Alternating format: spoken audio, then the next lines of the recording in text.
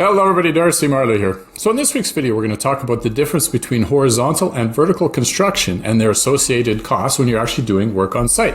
Now, a lot of times on this channel, we focus on maybe the in and out quick strategies of upzoning, entitlement, paperwork only, those kind of things. But what if you want to do a little bit more? What if you want to get dirty? What if you want to put some pipe in the ground, create service lots, or you want to knock down that old house and build something new? Then this week's video is going to be right up your alley. And make sure you stay till the end on this one because I'm going to give you the links to download two different PDFs. The first one is a step-by-step guide on how to build a new house. I haven't found that anywhere on the internet, so I think you're really going to like that one. And then there's the associated costs that go along with building a house. So very, very informative. And the second PDF is the costs and what kind of detail you need when you're doing your costing to do land development or land prep. So very, very interesting stuff. So you'll want to stay for that. So like this video, subscribe to my channel, and if you're watching this video, it's obvious you have an interest in land development and new construction, real estate development, and that's what I do. I help real estate investors transition from maybe the traditional flip and rental world into this exciting new world of real estate development. Maybe you're tired of tenants and toilets. Maybe you're bored of the endless renovations. Maybe you're frustrated because, the traditional strategies don't seem to be working that well anymore. So come over to the new world. It's new. You get to be creative. You get to literally watch your vision come out of the ground. It's so exciting. So if that interests you, then I urge you to reach out and let's book a strategy session with me to discuss if real estate development is right for you. So my contact information is in the description below. Email me, book a Zoom call, whatever. But let's get together and discuss your future in real estate development. Okay, so the difference between horizontal and vertical construction and their various costs. That's what we're talking about today. So horizontal, as you can imagine, is anything flat. That relates to kind of the site preparation, the groundwork, getting ready for the building. So underground utilities, roads, the internal road of the development, sidewalks, earthworks, landscaping, parks, these kind of things. And we're going to be talking mostly to a civil engineer when it talks. That's kind of our main point of contact. If we're going vertical, well, now we're starting to build whatever we're building, the houses, the side-by-side townhouses, the apartment building.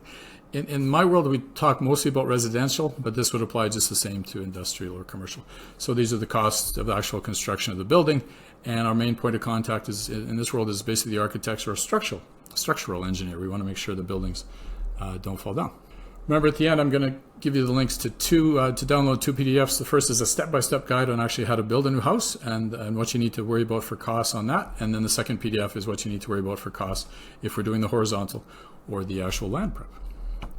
So I've got a couple of some sayings. Out with the old, in with the new is one, and that relates to site preparation. So basically, out with the old is everything you have to get rid of that doesn't fit your new vision, right? So it could be things like houses, garages, driveways, sidewalks. It could be grass or trees. It could be garbage contamination. It could be obsolete utility lines that are already in the ground.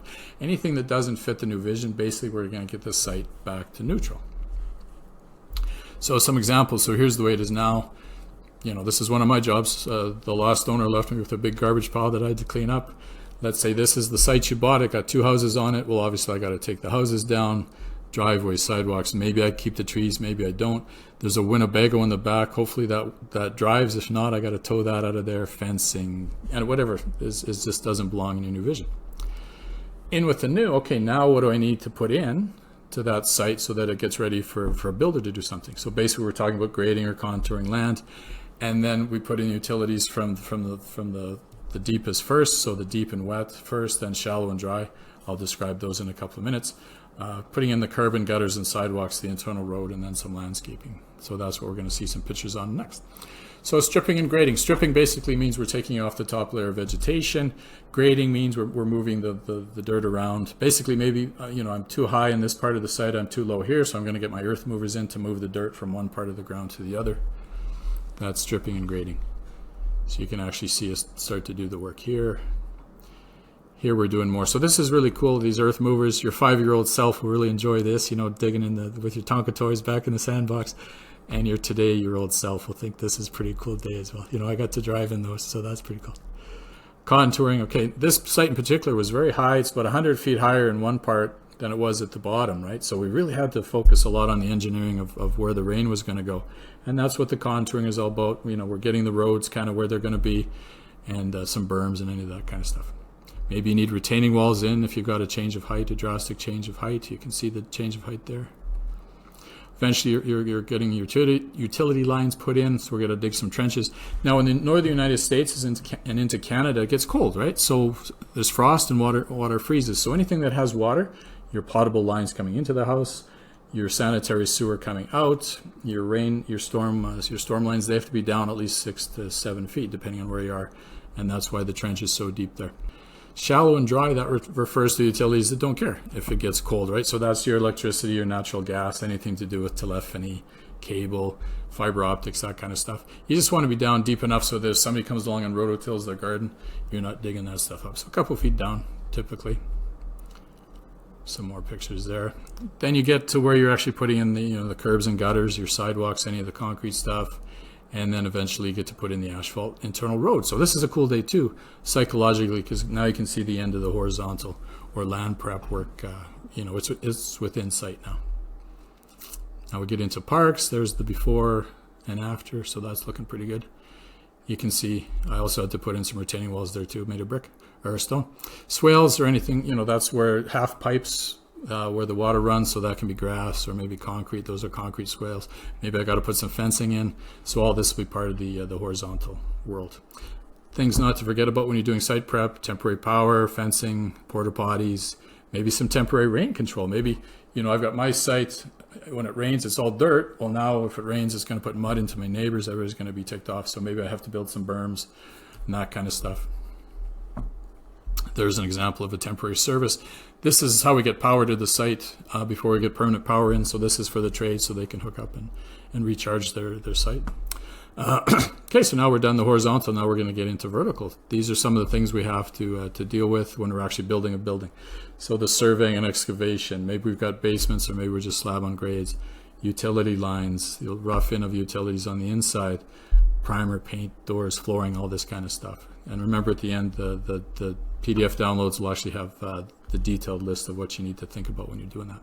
So now I've got the full, let's say, a 7-acre site, and I'm just going to build one house. So now I need to survey and excavate that one house. Maybe I've got basements. If not, then I got slab on grade. So basically, this is an example of slab on grade. You can see the utility lines for the water and eventually the electrical being run underground. Here's my drain lines for water coming out of the wall.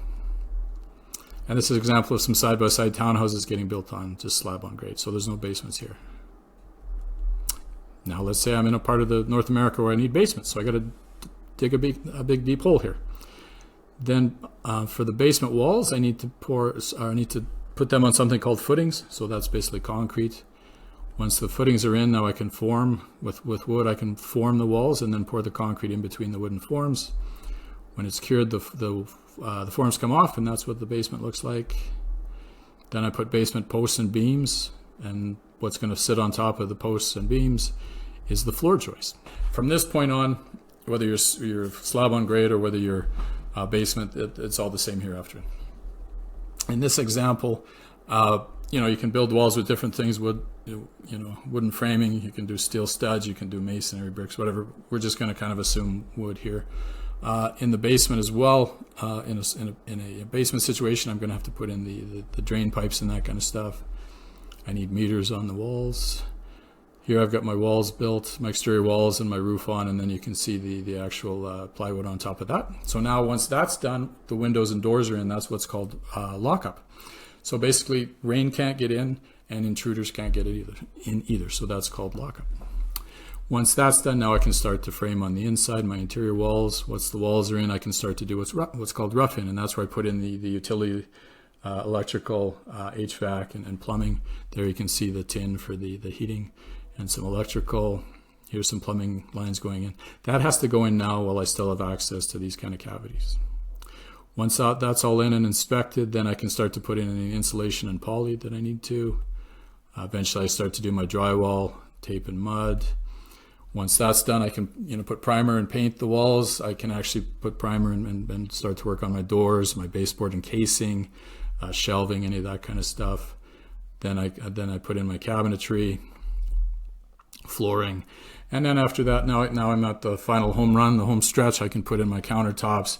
I've got my doorknobs. I've got electrical and plumbing fixtures, my lights and my toilets and that kind of stuff. And eventually you end up with the kind of the finished look, Wouldn't that be cool to build something like that? The sense of pride you get when you build new is just incredible. I just love it. Outside, whether you're putting siding or stucco or brick or whatever, you've got to start to do that now. Take care of any sidewalks, driveways, steps, this kind of stuff. So here's the actual concrete driveway poured. And then in this case, you end up with the 5-plex here. So look how pretty that is. Again, sense of pride is amazing. So in the description below, there's a few things. First is my contact, my email, and my Zoom link. So if you're interested in this, by all means, let's get together and have a strategy session of how you can get into this. This is pretty cool stuff. And then again, the two downloads, PDF, the actual step-by-step guide of how to build a new home, and the steps, the different costing there. And the second PDF is how you cost out the horizontal or the land prep. So for those of you that want to go further than just the paperwork only bit, you actually want to get dirty, this video is for you. I hope you enjoyed it.